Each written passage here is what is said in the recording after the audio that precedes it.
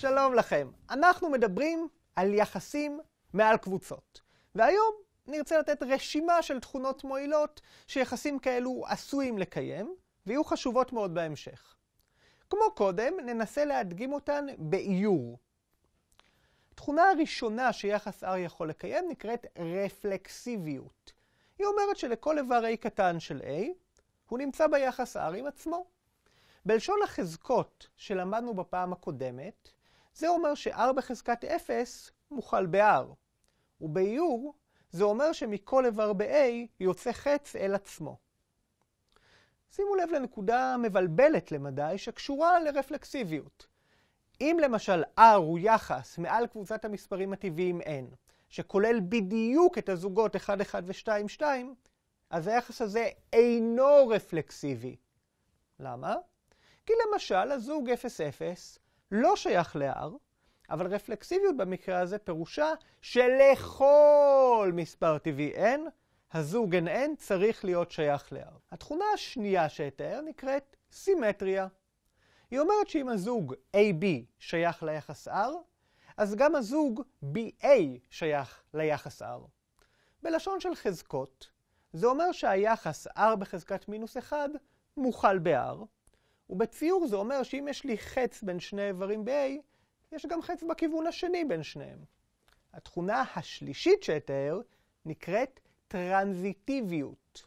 היא אומרת שאם הזוג AB ביחס R וגם הזוג BC ביחס R, אז גם הזוג AC ביחס R. בלשון של חזקות, זה אומר שהיחס R בריבוע מוכל ביחס R. ובאיור זה אומר שאם יש לנו סדרה של שני חצים ברצף, אז יש חץ בנקודת ההתחלה ונקודת הסיום שלה.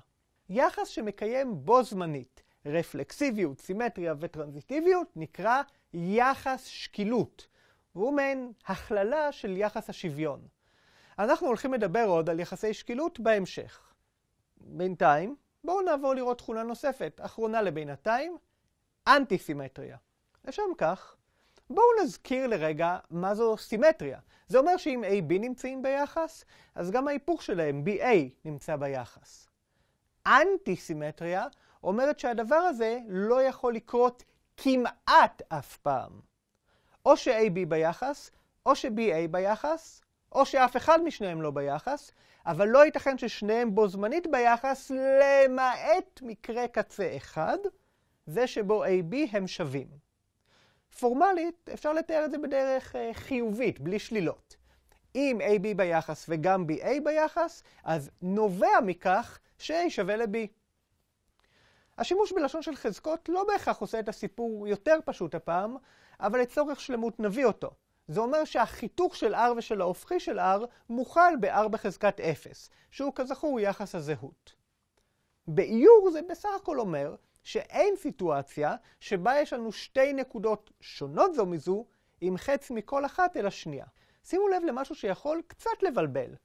זה שיחס הוא אנטי סימטרי לא אומר שהוא איננו סימטרי.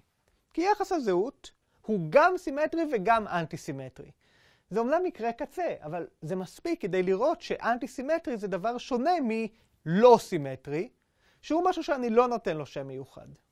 אנטי סימטריות היא תכונה מעניינת, כי היא הבסיס למחלקה מעניינת של יחסים, יחסי סדר.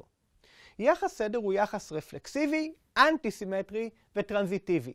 זו הכללה של היחס קטן שווה. לא נעסוק ביחסי סדר בצורה רצינית בקורס הזה, אבל כשמתחילים ללמוד תורת הקבוצות ברמה מתקדמת יותר, הם הופכים להיות חשובים מאוד. אז זהו זה להפעם, אבל נשארתי עם חוב מהפעם הזו, לדבר יותר לעומק על יחסי שקילות. זה הדבר הבא שאנחנו הולכים לעשות, ולהתראות בינתיים.